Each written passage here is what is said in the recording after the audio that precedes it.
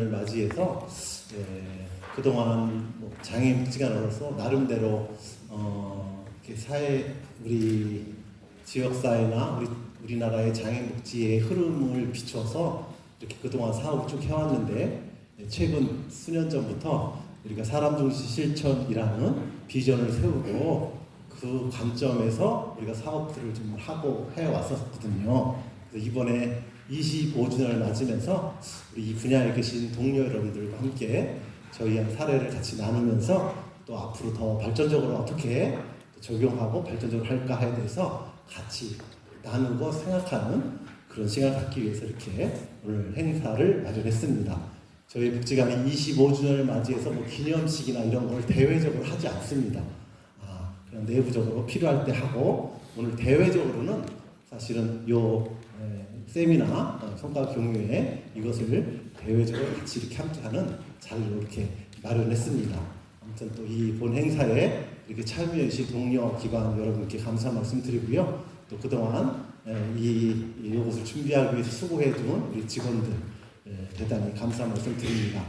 또 오늘 참여하지 못했지만 우리 장애인복지 현장에서 일하시고 수고하시는 모든 분들과 앞으로도 계속 서로 나누고 협력하면서 우리 시대의 변화에 따른 장애인복지 전문기관으로서 발전적으로 함께해 나갈 것을 말씀드리고 오늘 개회 인사 말씀 드립니다. 감사합니다. 네, 감사합니다. 계속해서 조석영 한국장애인복지관 협회장님의 축사가 있겠습니다. 앞으로 모시겠습니다. 네, 반갑습니다. 한국장애인복지관 협회장 조석영 인사드립니다. 우리 안산시 장애인복지관 개관 25주년 정말 전국의 253개 장애인복지관 우리 직원들의 마음을 모아 축하드립니다. 축사가 길면 안 될 것 같아요. 우리 관장님께서 짧게 하셨죠. 너무나 겸손하셔서 별로 전국적으로 나타내지를 않으시고 지역에 있는 정말 장애인 중심의 실천을 하고 계시는 분이죠. 보면은 미션도 지역사회 사람 중심 실천의 핵심 파트너이면서 핵심 가치가 뭐냐면요. 윤리 경영과 상호 존중, 지역사회 중심의 네트워크와 협업으로 함께 행동, 성장하는 조직 문화와 서비스 혁신이더라고요.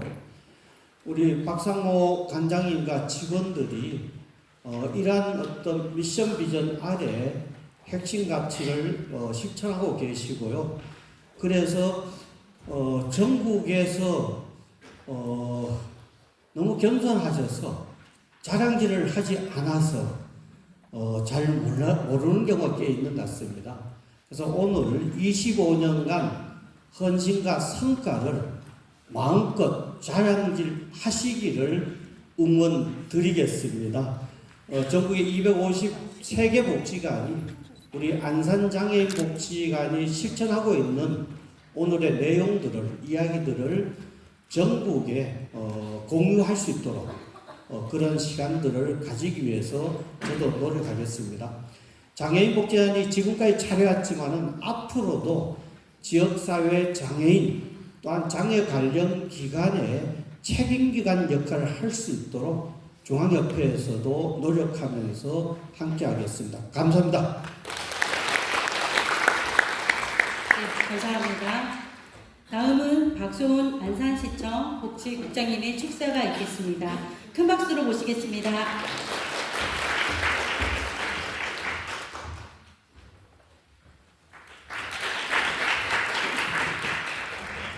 박수 두 번씩이나 쳐주시고 감사합니다. 사실 시장님이 오셔갖고 25주년 성과 공유의 이런 자리를 축하해드려야 되는데 요즘 정말 일정이 바쁘세요. 오늘도 다른 회의가 잡혀 있어서 참석하지 못한 점 양해해 주시기 바랍니다. 지금 우리 조석영 우리 회장님 좋은 말씀 많이 해주셨는데요. 사실 안산시 장애인복지관은 정말 안산시와 함께 걸어온 25주년이 아니었나 생각합니다. 저희가 새로운 사업을 할 때 또는 장애인들을 위한 또 함께 이렇게 제안했을 때 관장님께서 한 번도 거부해주지 않으시고 항상 잘 들어주시고 또 적극 참여해 주셔서 너무 감사드립니다. 지금 뭐 장애인 복지관은 우리 계속 평가에서 A 등급도 받으셨고요. 그리고 또 우리 직원들 또한 그 이직이 가장 없는 그런 복지관이 아닌가 싶습니다. 우리 관장님 노고에 너무 감사드립니다. 오늘 25주년 성과 공유회를 통해서 그 25년간의 장애인 복지관을 한번 되돌아보고 또 우리 민가관이 할 게 뭐가 있는지 이런 걸 좀 살피는 그런 계기가 됐으면 좋겠습니다. 그리고 오늘 기조연설 해주시는 우리 김용도 교수님 너무 감사드립니다. 앞으로도 장애인들이 일상생활 속에서 이제 삶을 지역사회와 함께 잘 살아갈 수 있도록 장애인 복지관과 저희가 함께 노력하는 그런 계기가 됐으면 좋겠습니다. 감사합니다. 네, 감사합니다. 네. 이제 본격적으로 안산시 장애인복지관 개관 25주년 기념 성과보고회를 시작하도록 하겠습니다. 저희가 오늘 들어오실 때 내용과 순서지를 나눠드렸는데요. 내용을 좀 참고하시면서 같이 따라와 주시면 감사하겠습니다. 발표 내용 중 그 궁금한 사항이 있는 분들은 저희가 1부 순서 마치고 쉬는 시간에 QR코드를 공지할 예정입니다. 그래서 질문사항을 남겨주시면 저희가 거기에 맞게 답변 드리도록 하겠습니다. 이제 기조 강연으로 사회 서비스 지형 변화와 장애인 복지관의 과거, 현재, 미래라는 주제로 성공회대학교 사회복지학과 김용득 교수님을 모시겠습니다. 큰 박수로 모시겠습니다.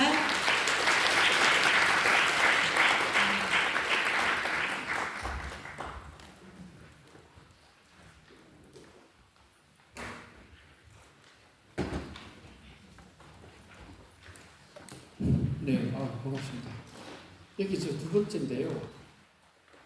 이 넓은 데를 이렇게 꽉 채우실 수 있는지 모르겠는데 오늘 꽉 차게 다 오셨네요. 반갑습니다.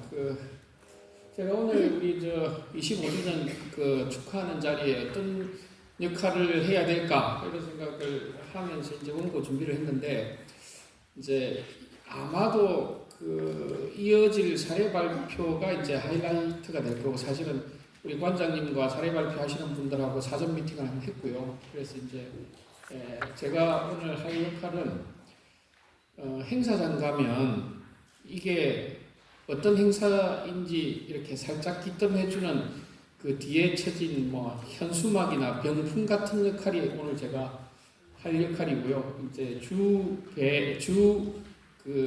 배역은 우리 오늘 실천 사례 해주시는 선생님들이 되지 않을까 싶습니다. 그래서 제가 오늘 드릴 말씀은 지금 안산장애인복지관이 가는 방향이 세계적인 추세 또는 한국의 상황 이런 면에서 이게 맞는 것일까? 당연히 맞는 것이니까 이제 왔겠죠, 그죠? 그래서 맞는 것일까를 뭔가 좀 입증해 드리고자 하는 그런 목표로 원고를 준비해 봤습니다. 시작하기 전에 제가 이제 가벼운 좀 분위기 바꾸는 이야기를 좀 하면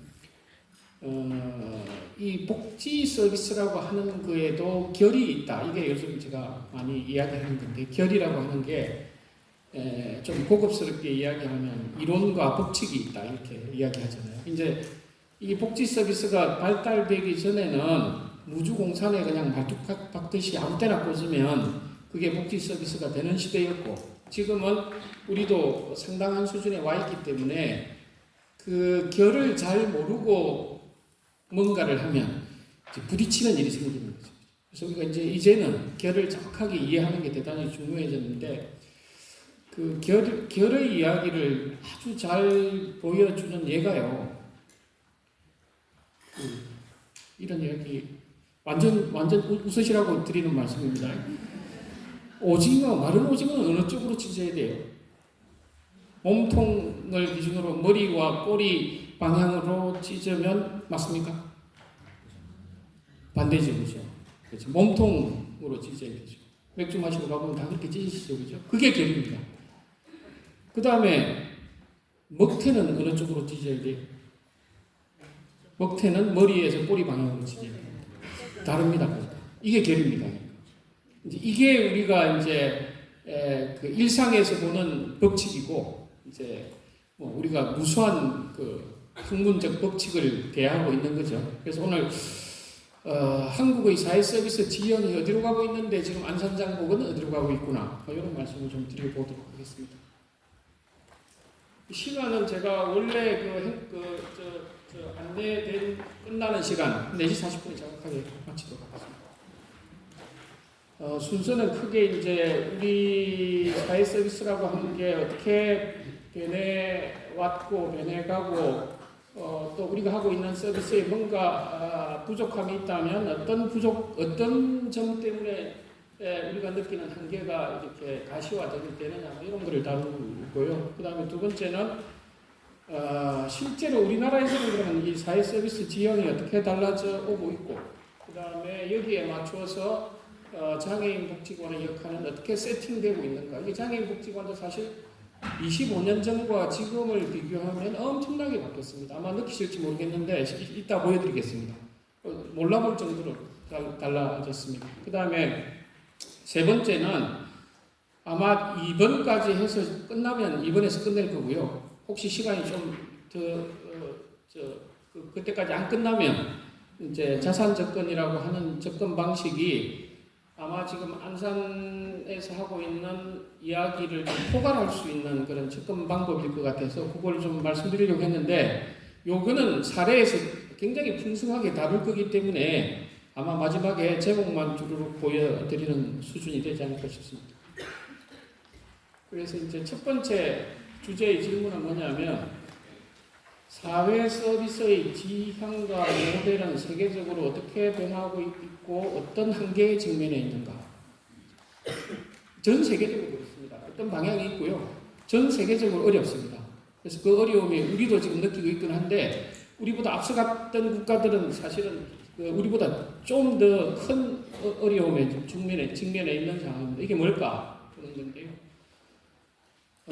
사회 서비스 모델은 큰 틀에서 보면 이제 뭐 의료, 개별 뭐 이런 그 틀에서 사회, 자조 이런 틀로 바뀌어 간다. 이건 뭐 이렇게 늘 느끼고 계시는 그래서 굉장히 일관되게 이렇게 바뀌어오고 있다 이렇게 보시면 되고 그 다음에 이제 사회 서비스 이렇게 장애인 서비스를 포함해서 모든 우리 사회 서비스의 그 세계의 역사를 한마디로 요약하면 맨 처음 사회 서비스가 만들어진 기원은 참 안 됐다. 그래서 어떻게 좀 도와줄까? 이게 1세대 버전이라고 하면 이제 2세대 버전은 당사자들이 그 세금으로 도와주는 것을 받으면서 아니 세금으로 도와주면서 왜 그렇게 나를 불쌍하게 여기면서 도와주냐? 우리도 당당하게 뭔가 자립적으로 살고 싶다. 그래서 서비스의 패턴을 자립적인 방식으로 바꾸라.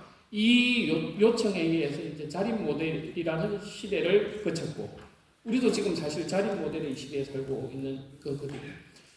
그 다음에 이제 자립 모델을 서구 사회에서 꽤 오래 해오면서 드는 약간의 의문은 불쌍히 여기는 그 동정에 대한 하나의 대안으로서의 자립을 이야기했는데 자립을 강조하다 보니까 그 자립의 결과는 자립도 되지만 고립으로 귀결되더라. 뭐 이런 이야기를 많이들 하고 있습니다. 그래서 그러면 고립이 아닌 고립을 초래하지 않는 자립은 뭘까? 이런 고민을 하면서 이제 2000년대 이후에 우리 서비스 모델을 상호 의존이다. 뭐 이렇게 이야기를 합니다. 그래서 영어로는 디펜던스에서 인디펜던스로 갔다가 인터디펜던스로 가는 세계적인 흐름입니다. 그래서 이제 이 흐름 속에 우리가 있다. 이렇게 말씀드릴 수 있고요.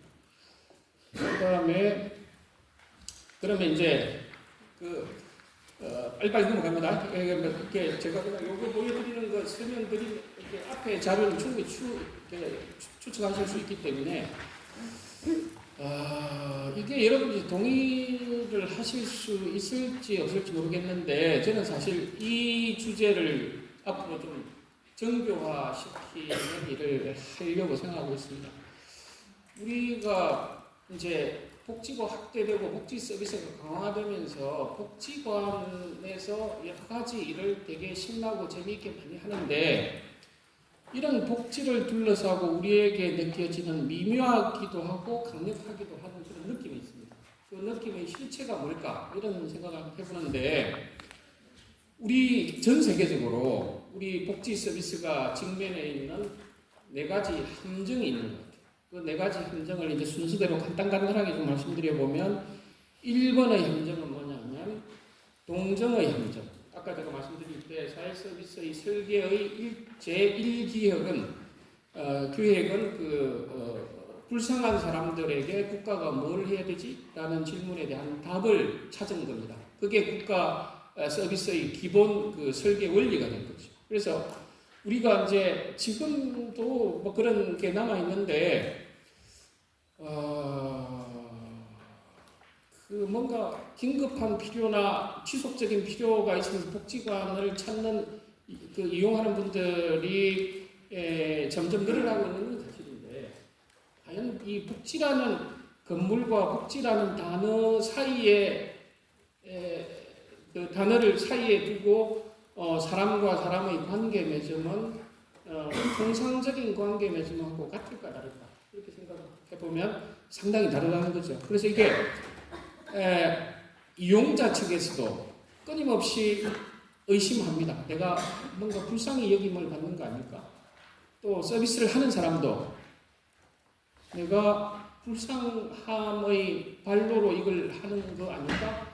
그런 미묘한 그 심리적 그 갈등이 늘 존재하는 거죠. 이게 이제 이건 우리의 책임이 아니라 복지 서비스의 기획이 그렇게 된 거기 때문에 우리에게 남은 숙제는 이 약간 미묘한 이거를 어떻게 끌어낼까.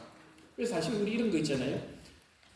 좀 그 발달 장애인들 중에서 마일드한 그 성인이나 청소년들은 복지관에 오고 싶지 않아 합니다.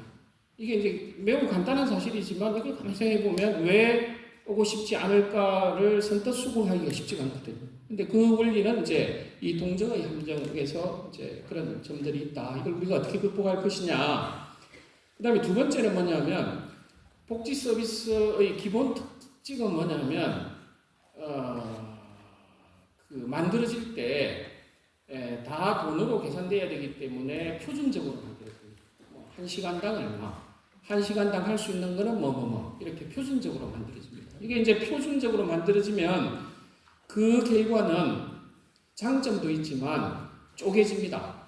분절이 생깁니다. 그래서 분절된 것을 다시 통합하는 것은 거의 불가능에 가까운 이제 숙제가 되는 거죠. 그래서 우리 복지 서비스가 분절되는 것은 그냥 처음부터 기획될 때 분절될 수밖에 없게 기획됐기 때문에 우리가 분절을 경험하는 겁니다. 그래서 이제 지역 사회에서 어떻게 하면 통합할까는 그 고생은 일선에 다 맡겨져 있는 거죠. 그래서 이제 이 근본적으로 이 분절의 함정이 있다 이런 게 있고요. 그 다음에 이제 세 번째는 이게 아마 동정의 함정하고도 연결되어 있을 텐데 우리가 과연 기본 전제가 복지 이용자와 복지 제공하는 측은 신뢰에 기반하고 있는가 이런 질문입니다. 그래서 이거 역시도 우리는 늘 신뢰를 추구하고 신뢰 기반을 강조하지만 제도의 기전은 불신입니다. 이 사람이 혹시 자기 재산을 속이고 소득이 없다고 하지 않을까? 또 이 사람이 혹시 가족이 잘 지원해주고 있는데 가족이 관계가 다 끊어졌다고 하지 않을까? 이런 의심을 하는 겁니다. 그 다음에 이용자들도 무의식적으로 내가 그런 의심을 받고 있구나 하는 걸 느낍니다. 그래서 이제 이런 것들이 우리가 하고자 하는 일이 좀 유쾌하고 통쾌하게 되게 힘드는 그런 요인으로 작동하는 거죠. 그 다음에 이제 마지막 건 이건 우리가 다 알면서도 인정하고 싶지 않은 지속 불능의 함정입니다. 이건 우리가 이 방식의 서비스 확장이 지속 가능할까? 이렇게 여기 계신 분들한테 한 분 한 분 여쭤보면 다 한결같이 지속 가능하지 않으면 분명하다. 그럼 어떻게 할 건데 답이 없어서 아직 그 이야기를 본격적으로 하고 싶지 않다. 이렇게 되는 거죠. 이제 이런 그 함정들을 이렇게 그 돌파해내는 그 뭔가 디렉션이 뭘까? 이런 걸 우리가 한번 고민할 필요가 있다는 거죠. 그 다음에 이제 이 주제, 앞에 주제 일단 한번 그렇게 물음표로 남겨두시고요. 그 다음에 두 번째 주제.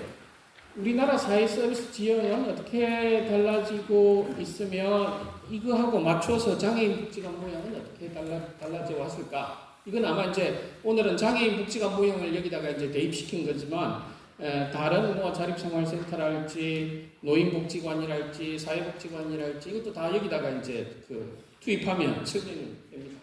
자, 그러면 우리가 이제 이런 분석을 하려면 우리 사회 서비스가 어떻게 달라졌을까 하는 분석을 하려면 분석의 판이 필요합니다. 어떻게 분류해서 이 분류의 배치를 설명할까 하는 분석의 판이 필요한데 이것도 꼭 우리나라 거를 설명하는 게 아니라 사회 서비스라고 하는 거를 성분으로 보면 저 왼쪽에 있는 약간 저걸 연초록색인가요? 연초록색 사이드는 정부가 직접 하는 일이고요. 그 다음에 이쪽에 약간 파란색 사이드는 오른쪽 파란색 사이드는 정부가 민간에게 위탁하거나 맡기거나 민간이 자체적으로 하거나 그런 일입니다. 그 다음에 이제 그 정부의 일 중에 위에 거는 뭐냐면 시민을 응대하는 역할로서의 지자체의 역할. 대표적으로 지금 우리가 하고 있는 찾아가는 동주민센터. 이게 이제 그 위에 있는 거의 대표적인 거죠. 우리가 최근 몇 년 사이에 이걸 대대적으로 강화해 온 거죠. 그 다음에 이제 그 왼쪽 아래는 뭐냐면 그 지자체가 책임지고 하는데 이런 시민의 응대 파트가 아니라 뭐 특수 서비스. 이를테면 최근에 아동학대가 지자체로 직영으로 들어온 게 이제 그런 변화죠. 그래서 이런 응급 입원이나 학대 조사나 이런 것들은 뭐 전 세계적으로 대체로 이제 정부가 직접 하는 그런 성분이다. 이게 성분이 저렇게 둘로 나눠지고요. 여기 이제 오른쪽에 파란 거는 민간이 하는 일들은 또 어떻게 둘로 나눠지냐 하면 위에는 뭐냐면 노인 요양 제도나 장애인 활동 지원 제도처럼 국가가 한 사람 한 사람을 심사해 가지고 한 달에 몇 시간과 같이 급여 양을 딱 정해주고 그 정해진 서비스를 민간이 하도록 지정해서 그 민간이 서비스를 하는 것. 우리나라에 예를 들자면 노인요양기관, 또 장애 쪽은 장애인 활동지원기관 이런 데들이 요 위에 있는 거죠. 그 다음에 이제 맨 아래에 있는 오른쪽이 이제 그 민간에 위탁해서 운영하는 방식인데 이거는 어떤 방식이냐 하면 한 사람 한 사람에게 무엇을 해줘야 된다는 의무를 정하지 않지만 포괄적으로 안산장애인복지관은 안산의 어떤 지역의 장애인 지원의 책임을 지세요. 이렇게 접근하는 방식. 이거를 지역 접근이라고 하고 이게 이제 우리 오늘 복지관 같은 그런 모델이 작동하는 원리입니다. 그래서 이 넷으로 구성이 됩니다. 그래서 크게 보면 공공 부분과 민간 부분, 또 아래 위로 보면 개인 베이스 대 그룹 베이스, 지역 베이스 이렇게 구성이 되거든요. 그래서 이제 이게 우리나라에서 어떻게 됐는지를 한번 보면 우리나라 그 사회 서비스의 역사를 이 판에다가 이제 세 개의 판은 똑같은 판인데 그 제가 보라색으로 동그라미를 친 게 이 네 개의 판 중에 복지관에 무엇을 하라고 했던가라고 하는 질문에 대한 답을 표시해 본 겁니다. 그래서 맨 왼쪽에 보시면 복지관이 막 만들어지던 만들어지는 80년대니까 그러니까 90년대에서 2000년대 초까지는 뭐 90년대 이전을 포함해서 국가가 뭔가 복지 서비스를 하고 있지 않은 수준의 상황. 그래서 이제 어떻게 되냐면 우리가 사실 복지 기관들 중에 가장 먼저 발달한 게 거주시설을 빼면 복지관, 사회복지관, 노인복지관, 장애인복지관 이게 가장 빨리 세팅됐습니다. 그래서 이제 이걸 세팅한 기전은 뭐냐 하면 나라는 지금 뭔가 구체적인 여력이 없으니까 복지관 만들 테니까 복지관에서 알아서 하세요. 뭘 할지를 포함해서 알아서 하세요. 이게 복지관이 알아서 하세요라고 하는 주문의 결과가 어떻게 만들어진 거냐면 요 사이드, 그러니까 요 아까 개인별 응대하고 그 다음에 뭐 가사간병, 방문 요양과 같은 개인의 우리 옛날에 이 시대의 이름이 가정봉사원 파견사업 이렇게 불렸던 시절의 이야기들이죠. 그래서 요 섹터의 복지관의 기능이 초점화된 시기이다. 그래서 이게 그러니까 정부 제도가 미분화되고 발달되지 않았을 때는 복지관의 역할의 위치는 여기였습니다. 여기였고, 그 다음에 이제 2000년대 중반에 노인요양 보험 제도가 생기고 장애인 활동 지원 제도가 생기고 이런 변화를 맞으면서 요 섹터가 정부가 지원하는 요 섹터가 굉장히 커졌습니다. 이 섹터가 커지면서 이제 복지관은 요거는 그만하세요. 물론 지금도 복지관이 활동 지원을 위탁해서 하기도 하지만 대체로는 그거는 이제 그 위탁 받은 별개의 기관이고 복지관 자체의 기능은 여기서 하향 이동을 합니다. 그러니까 위치가 이렇게 바뀌는 거죠. 요걸 상당히 포함하고 있다가 요 면적이 아주 작아지면서 밑으로 하향 이동을 합니다. 그 다음에 이제 2010년대 후반 중반부터 현재 사이에는 어떤 변화가 또 일어나고 있냐면 이 지자체의 직접 이른바 통합사례관리라고 붙여지는 거죠. 이게 대대적으로 확대됐고, 아동학대를 비롯해서 그런 지자체가 직접 운영해야 되는 성격의 것들이 채워지면서 복지관의 역할은 요 면으로 하우방으로 아주 강력하게 이걸 밀려났다 볼 수도 있고 자리를 잡았다 볼 수도 있고 이 상태입니다 지금. 이게 이제 우리 히스토리와 그 장애인 복지관의 포지셔닝을 해석하는 그림인데 이거 이제 실제로 그런지 한번 보여드릴게요.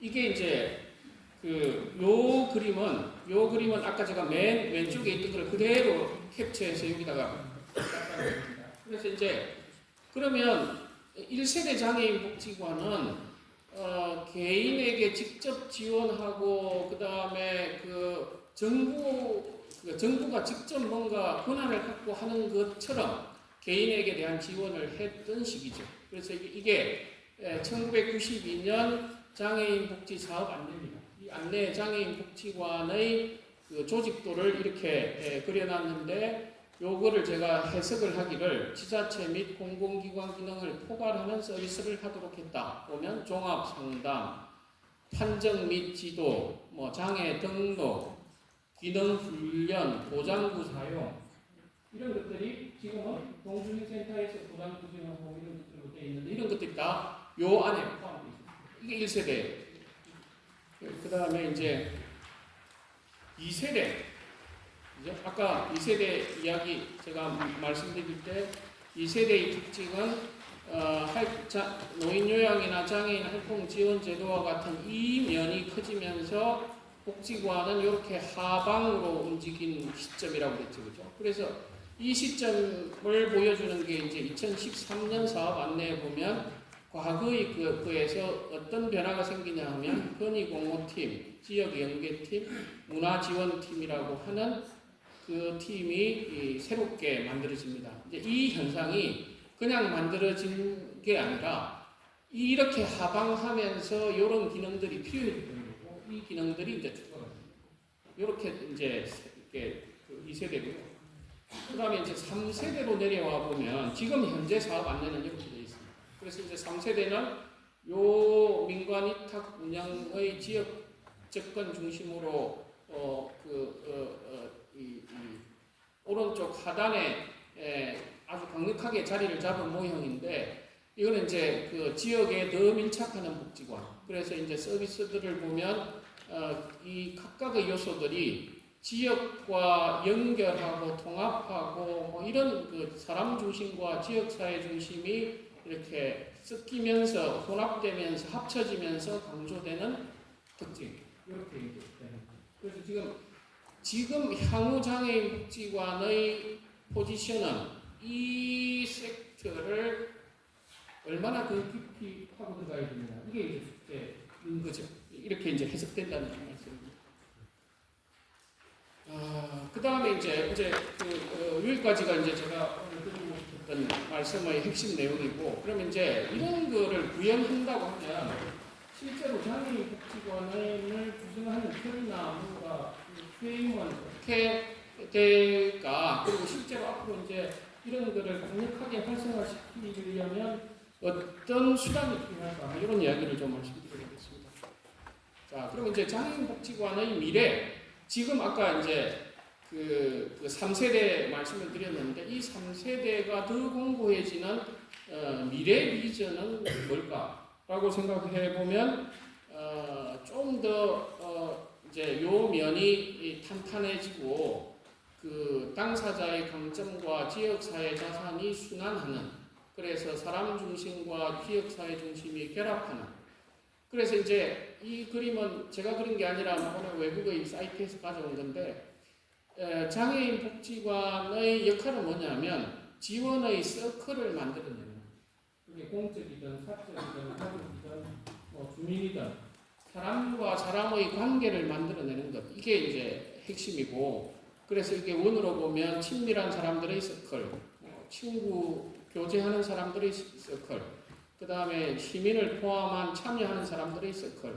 지역의 경제, 사회적 경제를 포함한 교환의 서클, 이 서클 속에서 사람들이 어떻게 살아갈까를 지원하는 거고, 이 지원을 위해서 개인별로 지원하고 지역사회를 연결하고 프로그램 방식의 서비스 제공 기능을 부과하고, 오직 요거를 만들어내는 그 최종의 목표를 구현하는 게 우리가 하는 모든 활동의 목표가 될 것이다. 이게 이제 미래 비전이고, 이게 아마 오늘 사례 발표를 들어보시면 대체로 그 여기에 그 준하게 왔다 이렇게 아마 느낄 수 있을 겁니다. 이따 사례 발표 들어보시면.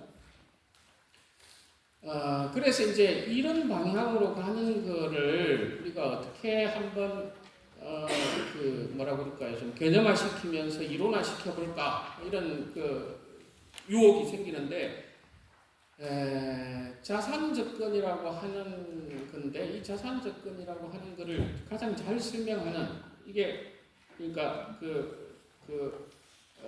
이걸 뭐 그럴싸하게 잘 그려도 되는데, 잘 그리면 이게 설명하기가 약간 무스피지더라고요. 이게 오리지널 제자가 만든 이거를 그대로 가져온 건데, 우리가 일하면서 뭔가 문제를 해결하려고 하는데 그 문제를 해결하는 방법은 크게 전 지구상에 보니까 그 길이 두 개더라고요. 두 개인데 투 패스가 있는데, 그 두 개가 있는데 하나는 뭐냐면 그 사람의 니드를 잘 읽어내가지고 그 니드를 충족시켜주는 경우, 그 다음에 두 번째 방법은 그 사람의 어셋, 우리말로 하면 자산, 또 강점에서 출발해서 뭔가 직면하고 있는 어려움을 해소하는 것. 그래서 이제 둘을 비교해 보면 니드 베이스의 접근법은 어디서 출발을 하냐면 없는 게 뭡니까? 당신에게 뭐가 없어서 지금 문제입니까? 이런 질문을 시작으로 해서, 그러면 없는 게 A면 A라고 하는 서비스를 여기 지원함으로써 욕구를 충족시킨다. 이게 이제 이거고요. 그래서 이제 욕구 충족을 하는 사람은 우리가 저 서비스의 소비자다. 이게 가장 수준 높은 상태인 겁니다. 그래서 이제 리더 접근법은 뭐라고 말하냐 하면 프로그램이 답이다. 프로그램이 문제 해결의 방법이다. 이렇게 주장하는 겁니다. 그래서 국가는 비용을 많이 들어서 많은 프로그램을 할 수 있도록 해라. 이게 이제 기본적인 이론적. 그래서 국가의 복지 서비스 설계는 요거를 근간으로 하고 있습니다. 아까 제가 4대 함정이 생길 수밖에 없는 이유는 우리 틀이 이렇게 되어 있기 때문에. 그러면 이제 어셋 베이스는 뭐가 그렇게 또 다르냐 이렇게 생각해 볼 수 있는데, 이 어셋 베이스의 첫 질문은 뭐냐면 뭔가 요청이 있을 때 그러면 그 요청은 알겠고 있는 게 뭡니까? 가지고 있는 게 뭡니까? 할 수 있는 게 뭡니까? 라고 하는 질문에서 시작합니다. 그러면 할 수 있는 게 아주 미세하든 또 조금의 큰 가능성을 갖고 있든 거기서 출발해서 뭐를 만들어내냐 하면 그 가진 거를 가지고 연결을, 그리고 그 가진 거를 연결하는 방법은 이 가진 것이 다른 사람에게 기여되도록 하는 거예요. 그래서 이제 연결과 기여를 통해서 이 어세스의 목표는 뭐냐 하면 이 사람이 시민성을 회복할 수 있을까라고 하는 목표를 추구합니다. 그래서 이 어셋 베이스 어프로치는 뭐 어떤 슬로건을 갖고 있냐 하면 사람이 이 둘의 믹스도 존재할 수 있습니다만 사실 어셋 베이스 어프로치는 니드 베이스의 어프로치 자체가 틀렸다. 그래서 우리가 지금 하고 있는 일이 상당히 실패하고 있다. 이렇게 이제 주장합니다. 그래서 우리가 뭐 메디컬 힐튼이든 우리가 좀 신선하게 읽는 책들 있잖아요. 그 신선하게 읽는 책들의 기본 베이스가 여기서 중요합니다. 그런 게 있고요. 그 다음에 이제 한 3, 4분 빨리 가보겠습니다. 뭐 이렇게 이런 거 궁금하시면 요 밑에 이렇게 유튜브 이렇게 한번 보셔도 되고요. 그래서 이제 자산 접근이라는 것을 한마디로 말하면 요 그림이 잘 보여집니다. 사람의 관점, 그러니까 여기서 사람이라 하면 기본적으로 당사자, 이용하는 사람들의 자산과 관점을 지역사회에 존재하는 이웃을 포함한 자산과 강점과 어떻게 톱니바퀴처럼 이렇게 잘 어우러지게 만들까? 이게 우리의 역할에서 어떻게 드러날까? 이걸 이제 추구하는 것까지.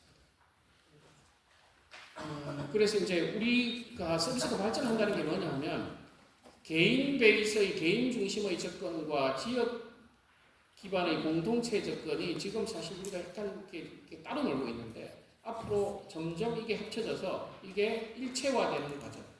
그러니까 우리가 사실 이제 다른 쉬운 말로 표현하자면 사람들이 개인별 지원을 통해서 꼭 도움을 받고 싶은데 내 개인성에 충실해 주기를 바라는 그 일뿐만 아니라 그게 가능하려면 지역이라고 하는 속에서 내가 직장을 다니든 친구를 만나든 맥주를 마시든 취미활동을 하든 지역 속에서 하는 거기 때문에 이 둘은 다를 수가 없습니다. 실제로. 우리가 개념상으로 이거를 다르게 배워서 다르게 구분해가지고 다른 것처럼 착각하고 있을 뿐이지 같은 겁니다. 이게 이제 같이 되는 상태가 고도화된 상태다 이렇게 볼 수 있는 거죠. 그런데 현실적으로 보면 우리가 여기서 출발해서 여기에 가까워지는 방법이 있고 여기서 출발해서 일로 더 가까워지는 하긴 일체화 과정은 뭐 출발지가 다를 수는 있습니다. 그런 거고요. 그다음에 이제 사람 중심의 실천의 제1요소는 아까 우리가 니드 베이스의 어세스먼트 이런 이야기를 했는데 우리가 하는 일의 대부분 당사자하고 접촉하는 대부분은 어세스먼트라는 단어라기보다는 대화다. 오며 가며 나누는 이야기다라고 이제 새롭게 이제 구성을 해보는 거고요. 그 다음에 이제 두 번째는 뭐냐면 우리 주변에 존재하는 여러 가지 그 어셋들을 조직화시키는 자산 매핑 이 블록성이 됩니다. 그래서 이제 요 둘이 이제 자산 접근을 이루고 요런 이야기는 좀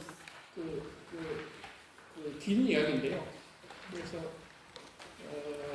요즘 제가 이제 많이 흥미를 가지고 현장에 강조해서 드리는 말씀 중에 하나는 우리가 하는 개인별 지원이라고 하는 이 행위도 자산 매핑이라고 하는 요 프로세스를 통해서 구현을 하면 개인별 지원의 목표도 이룰 수 있고 그 다음에 아주 자연스럽고 자동적으로 지역사회 자원과 일체화시키는 과정을 가질 수 있다. 그래서 이제 예를 들면 한 사람의 서비스 지원 계획을 실제로 짜가는 과정에서 이 한 사람의 개인이 갖고 있는 장점도 잘 봐야 되고 그 다음에 자산 매핑하는 과정을 통해서 그 주변에서 잘 이용할 수 있는 슈퍼나 뭐 카페나 미장원이나 뭐 이런 뭐 목욕탕이나 이런 것들이 이 사람의 삶에 어떻게 잘 활용될 수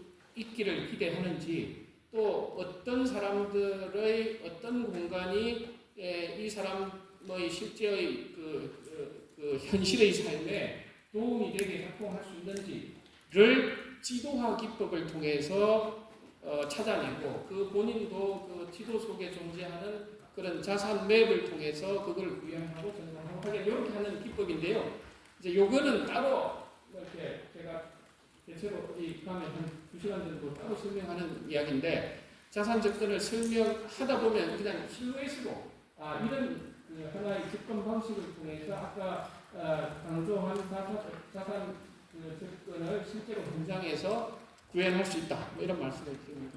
이게 되려면 조직이 굉장히 나가야 됩니다. 그러니까 자발성, 창의성, 주도성, 자율성 이런 것들이 이제 조직을 지배해야 되기 때문에 여기서 뭐 우리가 꼭 집어서 하나만 이야기한다면 이를테면 뭐 개별화라고 하는 게 양식으로서의 개별화, 문제로서의 개별화, 뭔가 표준으로서의 개별화가 아니라 습관과 문화, 그냥 우리 조직은 누구를 만나서 대화를 나누는 순간 그냥 개별적인 대화가 이루어진다 라고 하는 그런 하나의 그 문화로서의 개별화 이런 차원으로 바뀌는 그런 조직의 변화가 있지 않으면 이제 이 자산 접근의 실행은 어렵다. 네. 여기까지 한 1분 더 충분했습니다. 네. 여기까지 하겠습니다. 네. 감사합니다. 네, 감사합니다. 사회 서비스 지형 변화와 장애인 복지 간의 과거, 현재, 미래라는 주제 발표였습니다. 다음은 25살이 된 안산시 장애인 복지관이 지금까지 성장 발전해온 과정과 앞으로 더 나아갈 방향에 대해 안산시 장애인 복지관 박상호 관장님께서 25살의 안장복 설명서에 대해 소개하는 시간을 갖도록 하겠습니다. 박수 부탁드리겠습니다. 네. 우리 조금 전에 이렇게 기조 발제를 해주신 우리 김영덕 교수님은 여러분이 아시는 대로 장애인 복지관 제1세대 현장